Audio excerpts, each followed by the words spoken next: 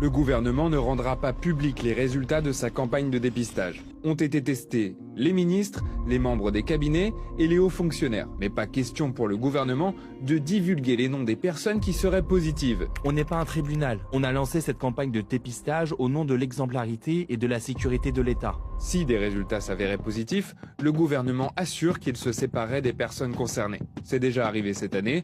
Un membre du cabinet du Premier ministre, conseiller sur les questions agricoles, a été viré de Matignon pour consommation de drogue. Cette campagne de dépistage lancée la semaine dernière s'inscrit dans le changement d'échelle de la lutte contre le narcotrafic souhaité par l'exécutif. Dans une circulaire, Sébastien Lecornu avait ordonné à ses ministres de procéder à des dépistages inopinés de leurs collaborateurs et à se dépister eux-mêmes.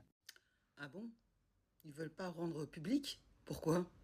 Parce qu'il y a trop de gens positifs? C'est ça que ça veut dire. Alors quand ils nous disent qu'ils ont viré le gars là, le Michel, bon, il a un nom imprononçable, je vous en ai parlé hier dans ma vidéo. Il a été viré, oui, mais avec maintien de son salaire. Son contrat n'a pas pris fin. Ça, ils le disent pas sur TF1, hein? Qui fait ça? Qui maintient le salaire d'un gars qui a été viré? À part dans cette caste politique complètement dépravée, quoi, c'est pas possible. Donc nous, on n'a pas le droit de savoir. Nous payons, hein, parce que c'est avec l'argent des gueux qu'ils peuvent se payer des salaires mirobolants, mais on n'a pas le droit de savoir. Hein, c'est ça la transparence. J'hallucine. Nous sommes pas un tribunal. Mais en même temps, ils te disent on va virer les gens qui sont positifs. Donc on va le savoir, hein, si tu vires les gens. Si la presse se rend compte qu'il y a eu plusieurs licenciements, on va dire, entre guillemets, on va comprendre qu'il était positif. C'est complètement idiot, non? C'est déjà arrivé, on a déjà viré quelqu'un. Je dirais même 2 personnes d'ailleurs. Hein. Il y a celui qui organisait les soirées chemsex, hein. Et c'est dans cette soirée que son conseiller en agriculture dont ils ont parlé là, dans la vidéo, donc il avait fait une overdose, hein, après avoir pris je ne sais combien de cachets, ou de poudre, hein. Et c'est comme ça qu'on l'a su, parce que les pompiers sont venus à Matignon, parce que la soirée se passait à Matignon. Ils le disent pas, ça, hein? Une soirée chemsex, avec plein d'hommes. Touah, il me dégoûte. Il n'a pas été viré tout de suite, hein, parce que ça s'est passé en décembre, le 25. Et ils l'ont viré autour du 16 février, hein? Viré, mais avec maintien de salaire. Et l'organisateur, qui était un haut fonctionnaire des finances publiques de l'Île-de-France, lui aussi, soi-disant viré. Mais pas viré, en fait, puisqu'ils l'ont recasé à Bercy. D'accord? Et ils appellent ça des sanctions? Mais non, c'est trop, hein.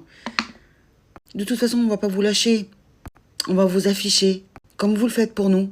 Donc le gars qu'on retrouve inanimé par terre, conseiller de Lecornu en agriculture, parce qu'il avait pris des stupes, il n'y a pas eu de procès, il n'y a pas eu d'amende, il n'y a rien du tout. On l'a juste sorti, hein, mais avec maintien de salaire.